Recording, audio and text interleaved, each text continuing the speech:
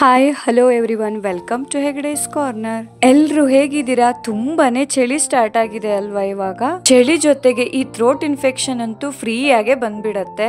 ಅದ್ರಲ್ಲೂ ಬೆಂಗಳೂರಲ್ಲಿ ಸ್ವಲ್ಪ ಜಾಸ್ತಿನೇ ಚಳಿ ಇದೆ. ನಂಗೂ ಅದೇ ತರ ಮೊನ್ನೆ ಥ್ರೋಟ್ ಪೇನ್ ಸ್ಟಾರ್ಟ್ ಆದಾಗ ಏನ್ ಹೋಮ್ ರೆಮಿಡಿ ಮಾಡ್ಲಪ್ಪ ಅಂತ ಥಿಂಕ್ ಮಾಡ್ತಾ ಇದ್ದೆ.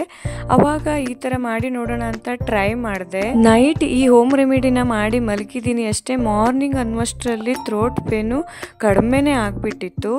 ಇಷ್ಟೆಲ್ಲ ಇಫೆಕ್ಟಿವ್ ಆಗಿರೋ ಈ ಹೋಮ್ ರೆಮಿಡಿನ ನಿಮ್ಮ ಜೊತೆ ಶೇರ್ ಮಾಡ್ಕೊಳ್ಳೋಣ ಅಂತ ಅನಿಸ್ತು. ಸೊ ಹಾಗಾಗಿ ಈ ವಿಡಿಯೋನ ಮಿಸ್ ಮಾಡದೆ ಕೊನೆ ತನಕ ನೋಡಿ. ಹಾಗೆಯೇ ನಮ್ಮ ಚಾನಲ್ನ ಫಸ್ಟ್ ಟೈಮ್ ಯಾರಾದರೂ ನೋಡ್ತಾ ಇದ್ರೆ ದಯವಿಟ್ಟು ಸಬ್ಸ್ಕ್ರೈಬ್ ಮಾಡ್ಕೊಳ್ಳಿ.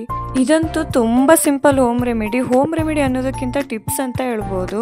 ಹೌದು ಫ್ರೆಂಡ್ಸ್, ಈ ಲವಂಗ ಅಥವಾ ಕ್ಲೋವಿಂದ ಥ್ರೋಟ್ ಪೇನ್ ಅನ್ನ ಹೇಗೆ ಕಡಿಮೆ ಮಾಡ್ಕೋಬಹುದು ಅಂತ ತೋರಿಸ್ತೀನಿ. ನಿಮಗೆ ಥ್ರೋಟ್ ಪೇನ್ ಬಂದಾಗ ಯಾವಾಗ ಅದು ಶುರುದಲ್ಲಿ ಇರುತ್ತಲ್ವಾ, ಅವಾಗ್ಲೇನೆ ಒಂದು ಲವಂಗನ ತಗೋಬೇಕು. ಅದನ್ನ ಹಾಗೇನೆ ಬಾಯಲ್ಲಿ ಇಟ್ಕೋಬೇಕು. ನಮ್ಮ ಹತ್ರ ಎಷ್ಟೊತ್ತಾಗುತ್ತೋ ಅಷ್ಟೊತ್ತು ಚ್ಯೂ ಮಾಡ್ದೇನೆ ಹಾಗೇನೆ ಇಟ್ಕೋಬೇಕು. ಎಷ್ಟು ನಿಧಾನ ಆಗುತ್ತೋ ಅಷ್ಟು ನಿಧಾನ ಹಾಗೇನೆ ಸ್ಲೋಲಿ ಜಗ್ದು ತಿನ್ಬೇಕು. ಲವಂಗದ ಜ್ಯೂಸು ನಮ್ಮ ಥ್ರೋಟಲ್ಲಿ ಹೋಗಿ ಅದು ಥ್ರೋಟ್ ಪೇನ್ ಅನ್ನ ಕಡಿಮೆ ಮಾಡತ್ತೆ. ತುಂಬಾ ಕೆಮ್ಮಿರುವಾಗ ಕೂಡ ಹೀಗೆ ಮಾಡಿದ್ರೆ ಕೆಮ್ಮು ಕೂಡ ಕಡಿಮೆ ಆಗತ್ತೆ.